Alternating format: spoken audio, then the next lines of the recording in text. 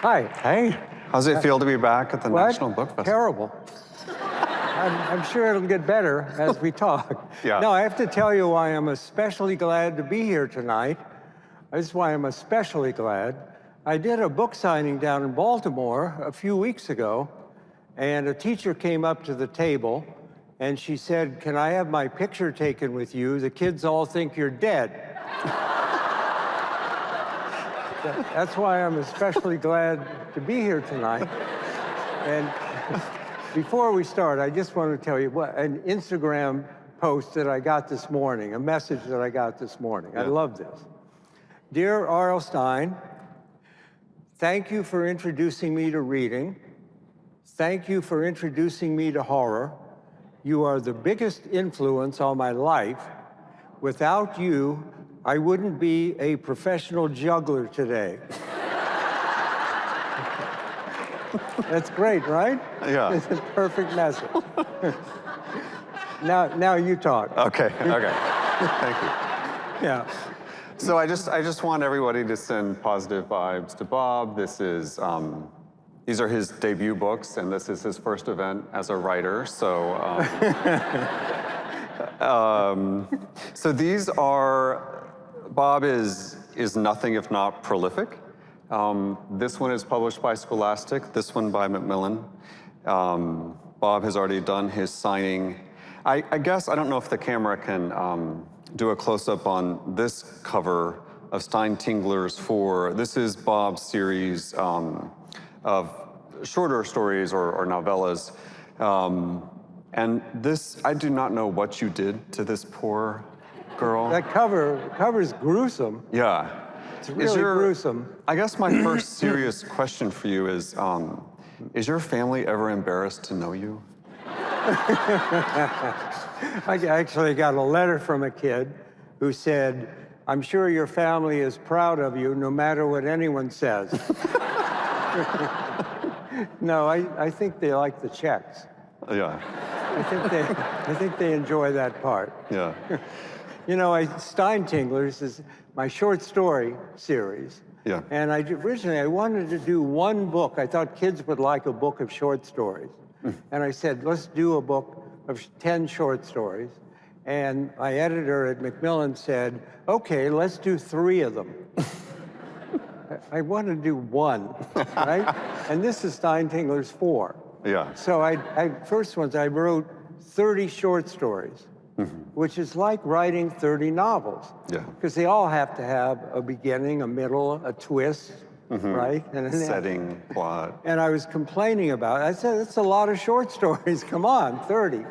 And I was complaining about it to this author who should be more popular. His name's Jonathan Mayberry. And you know Jonathan Mayberry? Yeah, a few, yeah. And I said, Jonathan, I had to write 30 short stories. And he said, I just finished my 500th. Wow. So I had to shut up. Yeah. Did you, what did you read as a child? Were you always into spooky? Everyone always asked me, what children's books did you like when you were a kid? And I read only comic books. I only liked comic books. I didn't read books. Yeah. And when I was a kid, there were these great scary comic books called Tales from the Crypt and The Vault of Horror. They were gruesome, bloody comics, and they all had funny twist endings. So you can see it was a very big influence on my life. Yeah. And I used to read them at the barber shop. The barber shop had a big stack of them. And one day I brought these comics home. I bought 2, and I brought them home, and my mother stopped me at the door. And she said, I'm sorry, you can't have these. This is trash. You can't have these. So this is a true story. I used to go every Saturday morning and get a haircut so that I could see. I had less hair then than I do now when I was a kid, just so I could read these comic books. Yeah. So, I will go on if you'd like. I tell you how I became a reader. Yeah. And I think, this is a nice story about a librarian. Yeah. Which is always good, right? Yes, we love those stories. When I was 9 or 10, my mom dropped me off. I grew up in Columbus, Ohio. And she dropped me off at the little library on Main Street. and the librarian was waiting for me. And she said, Bobby, I know you like comic books. I have something else I think you will like. And she took me to a shelf of Ray Bradbury stories. And yes, and those stories, I couldn't believe them. They were so imaginative and so beautifully written, and all had twist endings. And Ray Bradbury and that librarian really turned me into a reader. Oh, that's and then so I great. started reading books from then on. Yeah. And you got to meet Ray Bradbury as an adult, didn't you? I met Ray Bradbury once. Yeah. This is a terrible, embarrassing story. But no, I mean, he was really my hero. You know, so important in my life. And I was at the LA Times Book Festival, and there was Ray Bradbury in a publisher's booth eating a hot dog. And my wife said, go over and introduce yourself. And I said, oh, I couldn't. I couldn't. No, I couldn't do it. He said, no, he's important to you. Go introduce yourself. And I said, no, really, I couldn't. So I worked up my courage, and I walked over to Ray Bradbury. And I was like a kid. I was shaking. And I said, Mr. Bradbury, you're my hero. And he shook hands with me, and he said, well, you're a hero. You're a hero to a lot of other people. Oh, It's just that's a so great great. moment. Yeah. And and then I burst into tears. No, it was horrible. Horrible. It was like too nice. You know, when something is too nice. Yeah. But Well, then well- I got myself together. We had a really nice talk. Well, we'll keep it mean during this. Oh, event. yeah, I appreciate that. I appreciate it. Yeah. So I don't know if everyone knows that your writing career started as a journalist, but not a real journalist, because Bob worked at a tabloid, or a series of tabloid magazines. One publisher who published, I think you said, 6 different Yes, right. film magazines. And your assignment from, I guess, the editor was to just Make up interviews. interviews with the stars. Yeah. That was my first job when I moved to New York. She had 6 movie magazines. She had to fill them up every month. Yeah. And I would come in the morning and she'd say, do an interview with the Beatles. Do an interview with Diana Ross. And I would sit down, type, and write an interview. We made up everything.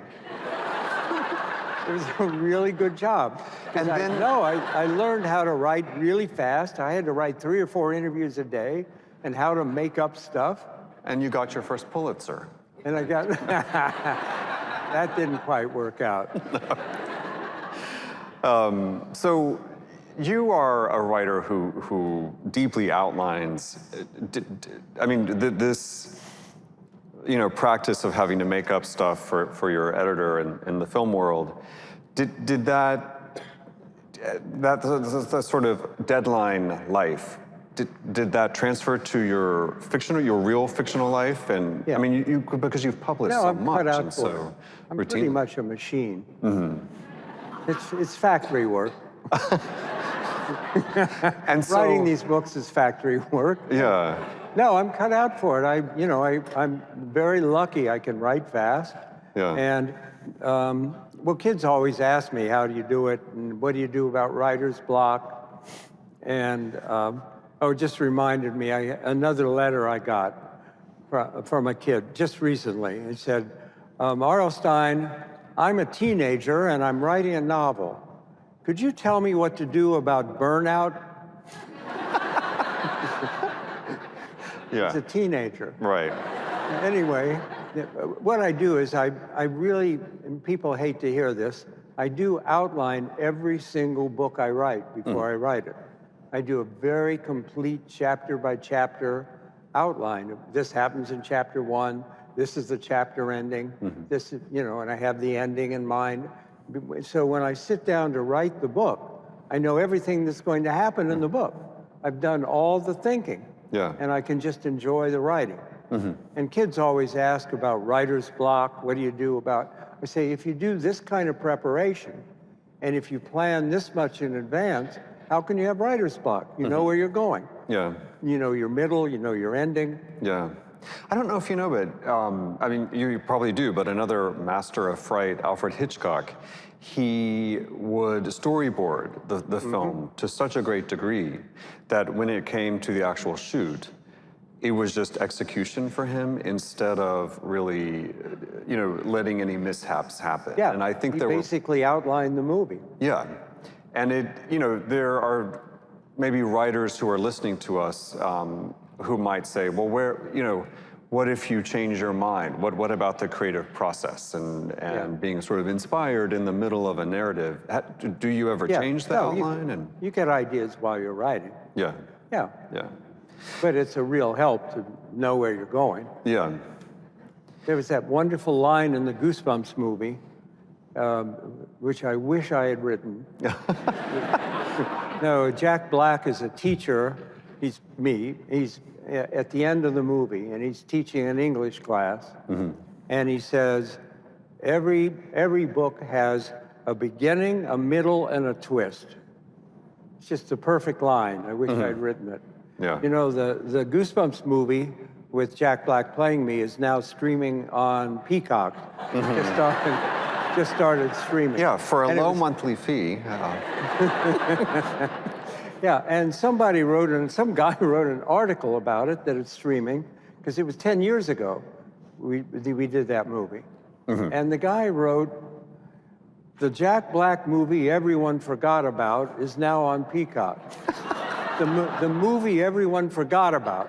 Why? Why did they forget about it? And he was you. What? And he was you. Jack was me. Yeah. Yeah, Jack and I are like twins, right? No, people mistake us all the time. Yeah. Well, you are so funny, and I mean, on stage and in print, and it's sort of embarrassing to ask a serious question about humor writing, but at the risk of doing that, one of the things, humor and horror are so interconnected, and I wonder, if you could talk a little bit about how humor actually helps a horror narrative be better at being horror. Yeah. Well, in Goosebumps, I use humor when I think a scene is getting too intense, and I put in something funny.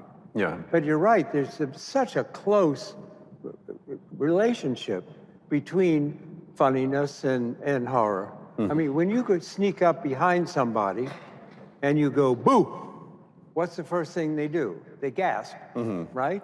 And then they laugh. Yeah. It's like the same visceral reaction. Well, if you scared the right person, they laugh. Well, Yeah. yeah, good point. But see, there's something wrong with me. No, come on. There's something wrong with my brain, because horror, I never get scared by horror. I don't get scared by a Stephen King novel or a horror movie.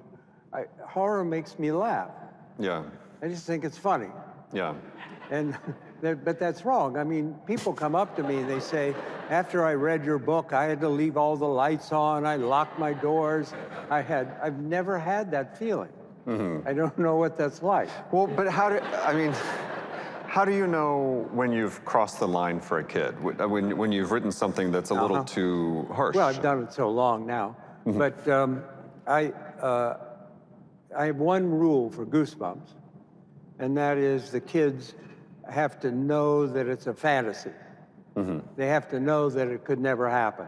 And if they know that, they know this is just a fantasy story, I can go really far with the scares. But you don't want them to think this actually could happen and could be real.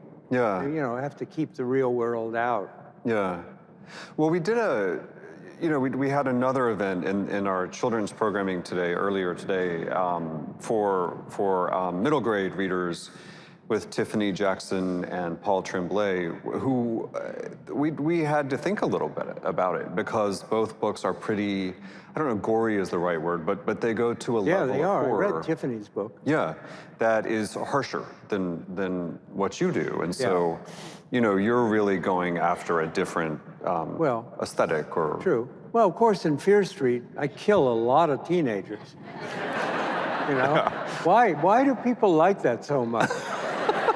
No, they love it when you kill teenagers. They love that. You know, the Fear Street movies on Netflix? It's a bloodbath. Yeah. Really, I'm actually shocked by those movies, the Fear Street movies. Yeah. They're actually R-rated. It's just teenagers getting sliced, Yeah. right? I've never done anything R-rated. Even my life isn't R-rated. I don't know. I don't know how that happened. You've been writing for a while, and I'm interested to know if you think that the boogeyman or the monster during your writing career has changed. Because in The Last Sleepover, the latest book in your Goosebumps House of Shivers series, there is a real ghost. It's a ghost story. It's a ghost story, but Yeah.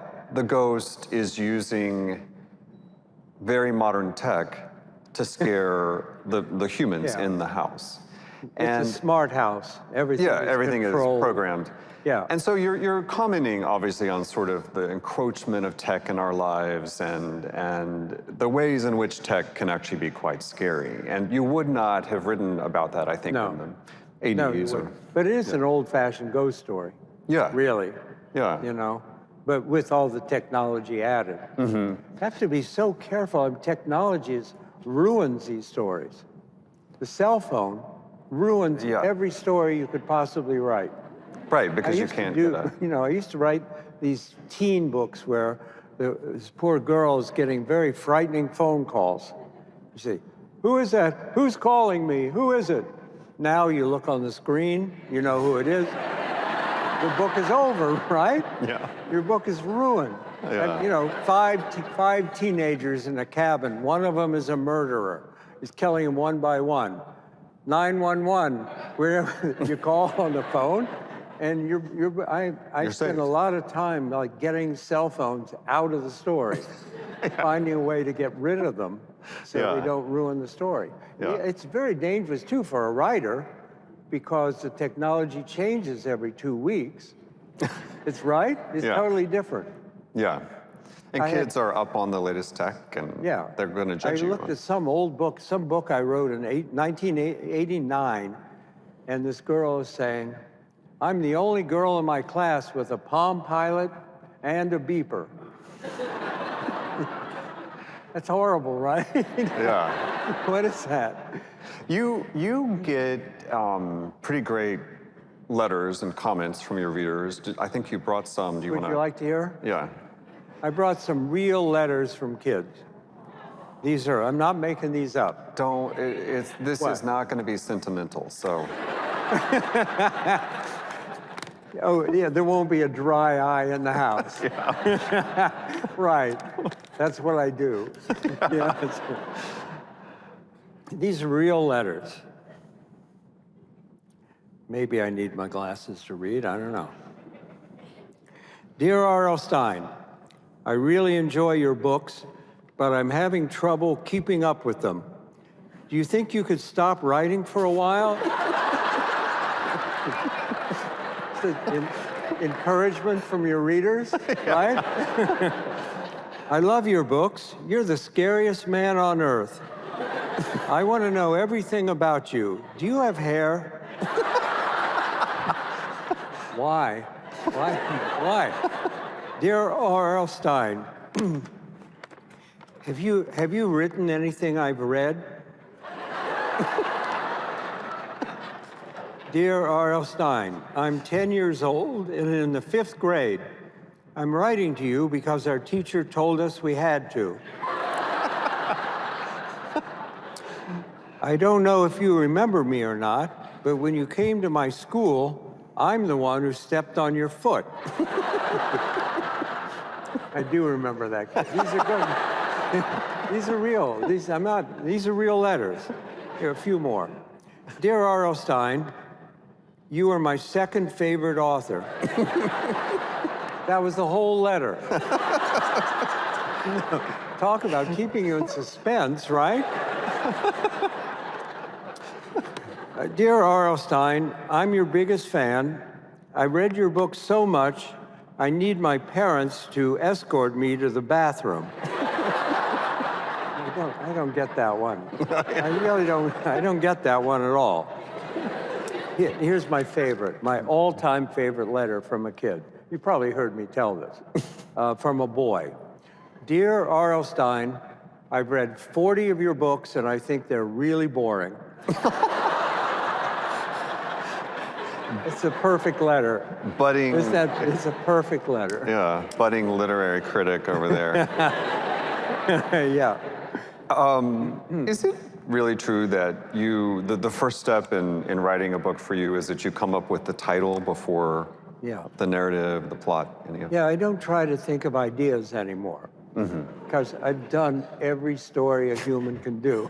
There's nothing left, right? Yeah. There's nothing left. So honestly, I just try to think of titles. And then the title leads me to an idea. Yeah. You know, I was walking my dog in the park, and these words flashed into my head. Say cheese and die. Right? Why? I don't know. I'm walking the dog. So I'm thinking, well, what if there's an evil camera? And what if kids discover it? And what if it takes pictures of bad things that happen in the future? And that's how it came from the title. And that's really how I work. It's backwards for most authors. Most authors have an idea, they'll write, and then later think of a title. Yeah. But I have to have the title first. Sometimes I'll have an idea for a story, and I can't think of a good title, and I throw out the idea. Oh, that's great. Okay, I've got one more question. Okay, I'm working on a Goosebumps. I'm right in the middle of it now for next year, called What We Do at Night. And everyone hates that title. No, they hate it. They say, that's not like Goose, but the cover is done. So that has to be the title. Yeah. So that's for next year. Yeah. So last question for me, and then we'll open it up to you all. And we've got mics here on both sides of the stage. You know, I read both of these books. In The Last Sleepover, Emma Lee, our protagonist, is a little girl who gets into a closet in her house and never comes out of the closet. And so she's a ghost, but she's also sort of living. Like she's gone from human to ghost. We don't have dead kids in Goosebumps. Well, she is. I've never done, you know, usually if you're a ghost, it's from a long time ago. Right. I mean, no one ever dies in Goosebumps. She's been in this house for 10 years. Yeah. And she never reappeared. And in the first story in this book, it's actually a sort of homage to what you just said, to your own childhood, where there's a little boy who goes to the comic store, goes in the discontinued room where the discontinued comics are, and enters a sort of imaginary escape where he is being haunted by all of the discontinued heroes, or sort of villains, I guess, of these comics. And the thing that I admire about both of those is that it's this existential kind of horror. Emma Lee is stuck in this closet for 10 years, and Rory, or I think Tony, is stuck in this discontinued, you know, sort of hellscape and he doesn't know how to get back in. He doesn't know where to go next. He'll never get home. And I wondered about that, you know, that sort of existence itself being sort of scary. You know, we don't know where we're going in life, and Well, what's scary to kids?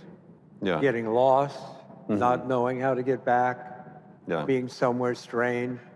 yeah. It's basic. Well, it scared me, and good. I was reading both of these books.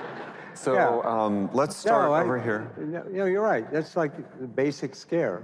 Yeah, Right. not knowing, getting lost and not knowing where to be. Okay, so let's ask our first question. Hi. Sort of two questions. The first is, how do you two know each other? And the second is, are there... You know each other? You seem to get a lot of fan mail. I'm wondering if there's any stories that kind of stand out from the rest of kids saying that, like, this particular story scarred me for life.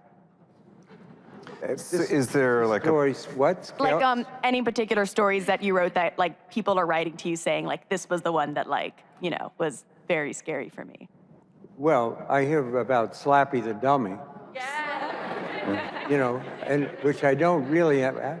How do we know each other? We did that event a couple years ago. yeah, So I Bob met came you to at the the Library library. of Congress a few years Yeah. ago, and Yeah, right. Sherry's right. I did dress Right. up as a mummy, which was the Yeah, weirdest you thing know, I've ever done. I don't really understand Slappy the Dummy. I don't know why he's scary, but I don't really get it. You know, but it was in my contract, this is true, that every other Goosebumps book had to be about Slappy. Every other one. I've written 15 books about a dummy that comes alive. I even killed him once. I wrote The Ghost of Slappy. I was sick of him. No, hey, don't. No one heard that. No one heard that. You know that violates your contract to What? kill Yes, Slappy. no one heard that. Okay, over here. Hello, my name's Eileen. I guess I would ask, considering your history, what would you say to parents who try to restrict what their children like read or have exposure to, whether in film or books or just entertainment in general? You're not going to get me in trouble with parents. Okay. No way. There's There no has way to I be- would talk about that. Or But there I has to be mean, you something know, that you do encourages. find the best thing to get kids reading, which is, you know, getting harder and harder, is to let them pick what they want to read. That's great. Yeah. Yeah. Deserves applause. But I'm not telling parents that. I'm not giving advice. No, maybe not. No, no way. That's a very good answer, sir. Oh, You are I'm not- glad. No, it's really true, and you can see if you let them pick what they're going to read, they'll read more. Yeah, I just watched Footloose recently, and it's not well, I guess you could say the hair is scary in it, but you know, they start burning books. So you start thinking like, we don't want to worry about that. We want Yeah. kids to be able to grow their own education the way they'd like to. So That's right. we appreciate your story. So That's Thank you. what.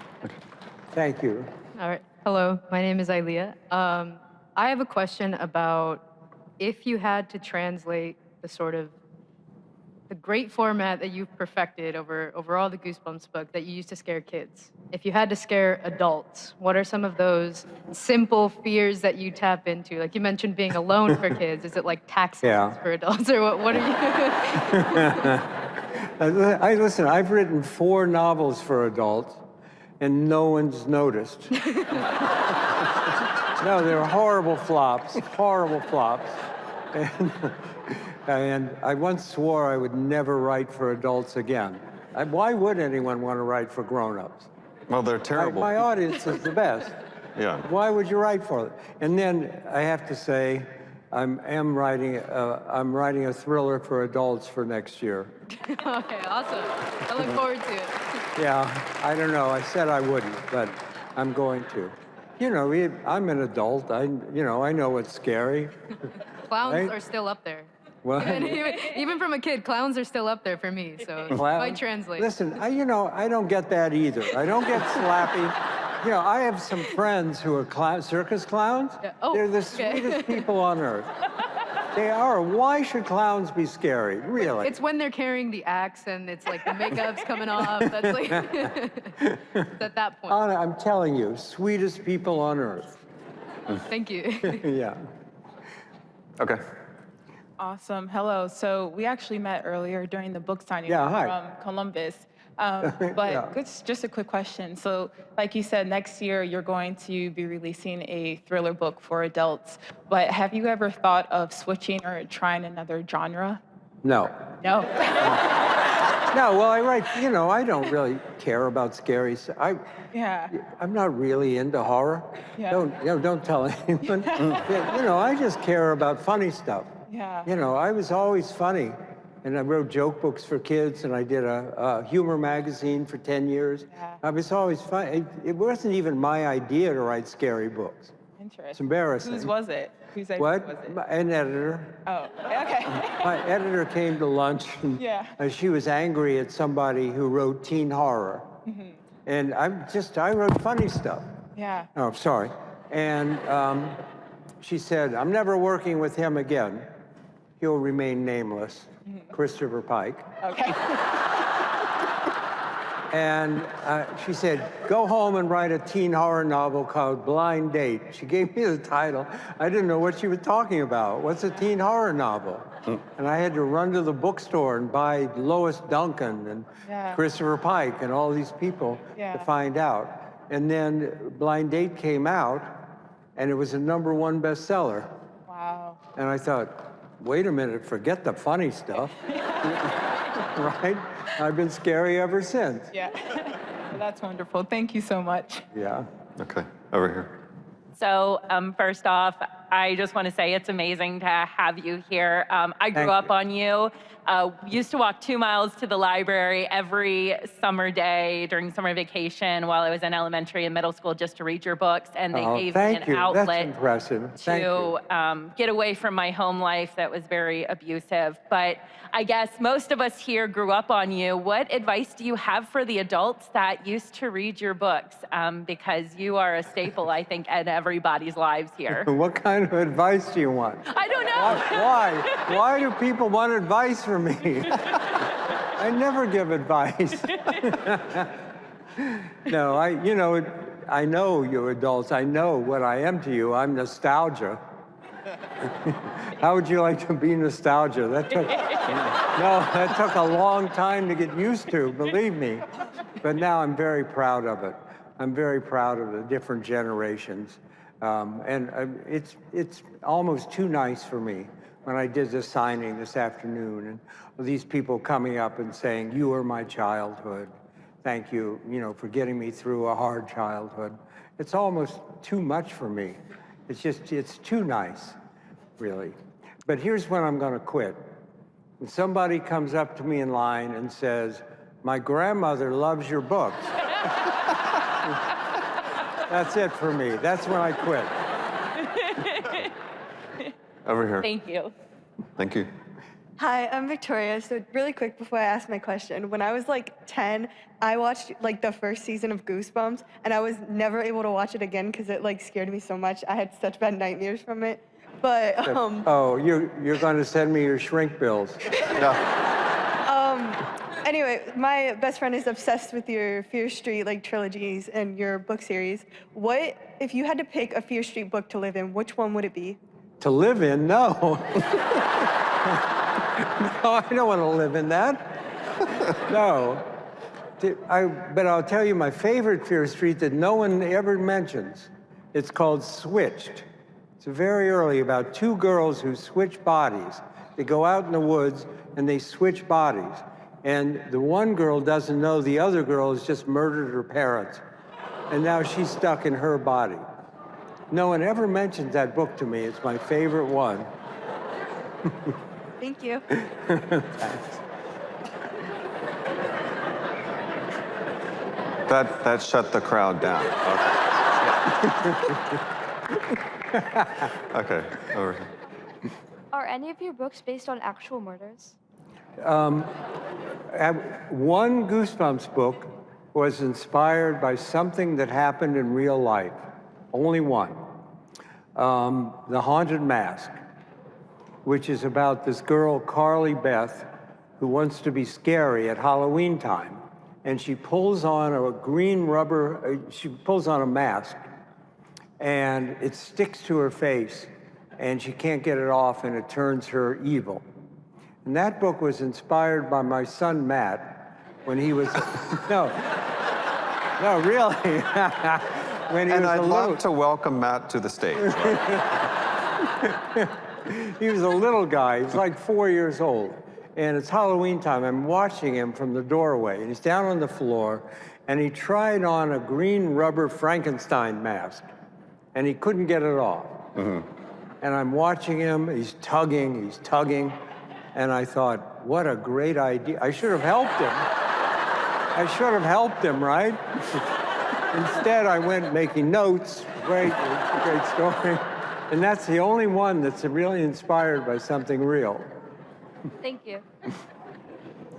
Okay, I think we've got time for maybe one on each side. So this is a good follow. My name's Jay, by the way, but this is a good follow-up to that. Is it true that you based your characters in the past on your son and his friends? And do you still do that ever? Well, he's 45 now. Any I grandchildren? can't do. Yeah, right. I do. I did my grandson. My grandson Dylan came to a talk I gave at Barnes & Noble in New York. And afterwards, I said, Dylan, did you like the ghost story I told? And he said, I liked it when you told it last year. That's mean. Wait, what was your question? If you incorporate any people you know. No, not really. Okay. Not really.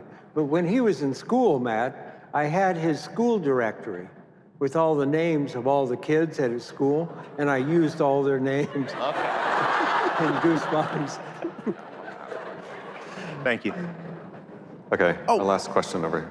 Hello, my name is Drew, and I'm honored to meet you, Mr. Stein. And Thank you, Drew.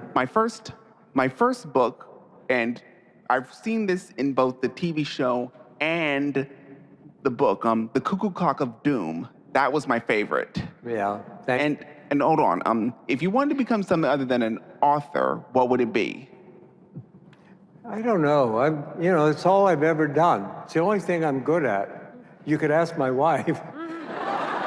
I don't know. I think if I would like to be a seal in the Central Park Zoo. I come see ya. They have a great life. I see They you. swim, people throw fish at them. I don't really have a serious answer. I just really want to thank you for coming back to the This was festival, fun. being one of our Fun. headliners. I always enjoy talking with you. Thank you. Have a great time. Thank you. Thank you very much. Thank you.